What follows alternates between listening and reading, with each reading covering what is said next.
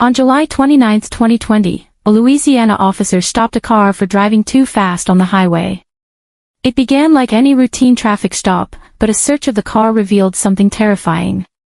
Sarge, there's a dead body in the trunk. Mitchell was not only driving nearly 20 miles per hour above the speed limit, but he also lacked a valid driver's license. Do you have your driver's license? No, sir. Do you have a driver's license? No, sir. This offense by itself could earn him penalties of up to $500 and half a year behind bars, not to mention the cost from the speeding citation. Unknown to the officer, Mitchell would be returning with more than just a traffic ticket. Is there any weed in the car, man? Don't stop. Step here. Is there any weed in the car? Yes or no? It's just a doobie in the ashtray, like. Okay. Other than that, there's anything else? When did you puff last? Be honest. Because I'm a drug recognition expert. About an hour ago. The officer is aiming to charge Mitchell with more than just a DUI. 18-year-old speeding in a car like this, reeking of marijuana, signals to the officer that there could be more to this stop than just a teen driving too fast. But before he requests to inspect the vehicle for additional substances, Mitchell begins to behave more and more suspiciously. Alright, where are you headed right now? I was headed back home. Where's home? What's your address? No, stop. Come here. Where do you live? It's easy. It's easy to answer this. Where do you live? You don't know how to drive to your house? I was coming from there, how I got lost. So what's the address? You don't know your address? No, sir. Okay, come back here. Can I take a look in your car? Yes or no? Yes, sir. Mitchell has now agreed to the inspection of his car. The officer is genuinely only looking for marijuana or any other possible narcotics inside the vehicle, but he has no clue what he's truly about to uncover. A check of the front seats reveals nothing, but while inspecting the exterior of the car, the officer finds several bullet holes along the left side of the vehicle. It's growing increasingly clear to the cop that something is seriously off here, and this suspect was probably involved in something far larger than he initially thought. When did all this happen? When did all that happen? That happened. When?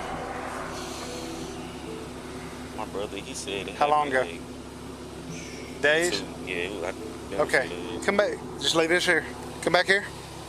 Just stay right here in front of my car. Hey, it's Jesse again. I'm sorry to bother you.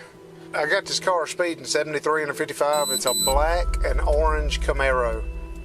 And it's got like 3 bullet holes in the left side of it. He said he thinks his brother said his car was in something 2 nights ago. The officer's verification of the vehicle turns up nothing except evidence that Mitchell is being dishonest. His listed address comes back as entirely different from what he's claiming, and the car is registered under a completely different last name.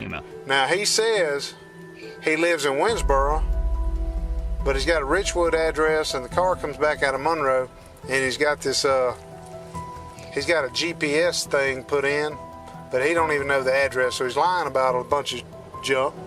Where do you live? Be honest to me.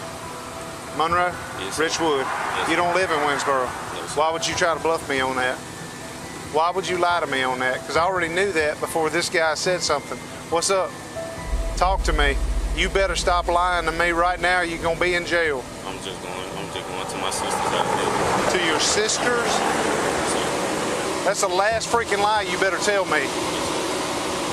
This entire scenario is already incredibly baffling, but then out of nowhere, something even stranger occurs. A totally unknown man arrives at the scene, insisting that his relatives have been searching for him. His family in Monroe is looking for him. They sought me out here. Okay, all right. Well, I got somebody pulling up behind me, Scooter. What do you mean they were looking for him? They looking for him. The car missing. Hey. Okay, give me the phone. Hey, man, he's not giving that name, though. He's given another name. And when they provide yet another name different from Mitchell's and the vehicle owners, the officer is understandably baffled. This has escalated from a simple traffic stop to a complete mystery, and the officer is set on uncovering the truth. There's a kid that's been reported missing, and that they took the car from Monroe and he lied to me about his last name, his address and where he's from. Random guy pulls up behind me, said, "Hey, this guy's looking for that kid. I need to know if this car has been reported missing, stolen." And I know he's BSing to me about where he's going. He says he's going to his sister's house down here. If you could, hey, talk to him, see if you can figure out if the sister thing is legit. He said this guy gave him the car. He's got the GPS on his phone on the back lid. He said that's where he's going, and I knew he was lying then. Slowly, things are beginning to make more sense. If Mitchell is being honest, it appears his brother allowed him to drive a car that was stolen from the original owner.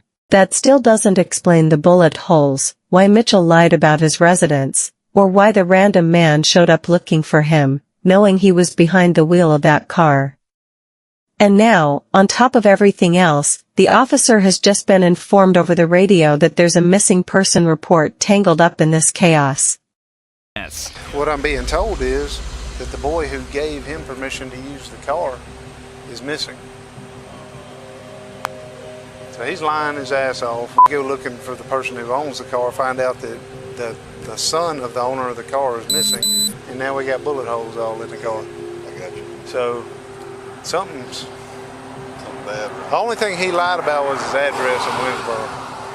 If he's knows something about this boy that's missing, there's bullet holes. I'd like to at least, I guess I'll do as much good contact as I can. A few more calls are placed, and it's revealed that the missing person is Michael Robinson, the supposed brother of the young man at the scene and the individual who allowed him to drive the car today. However, it remains uncertain who the original owner of the vehicle is. The officer decides to set that question aside for now and take another look at the car, now that backup has arrived.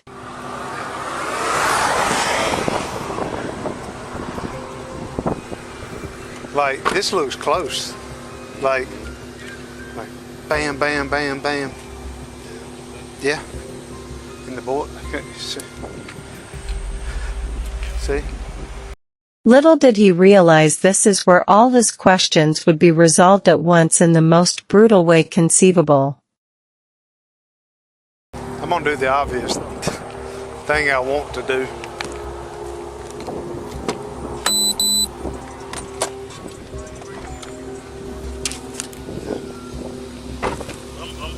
Hey. Yep. Put your hands up. Put your hand behind your back. Put your hands behind your back.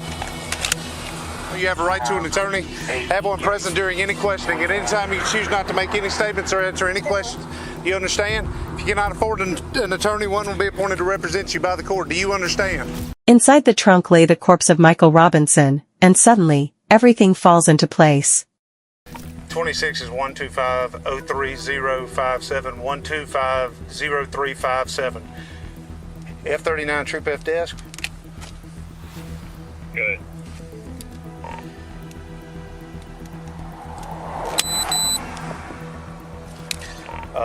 Need a supervisor out here.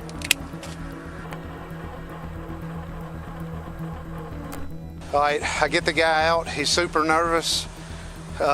He lies to me about his address. He's got no driver's license. He says he's going to his house in Winsboro. Well, I find out he lives in Richwood. I pop the trunk. Sorry, there's a dead body in the trunk. Okay, so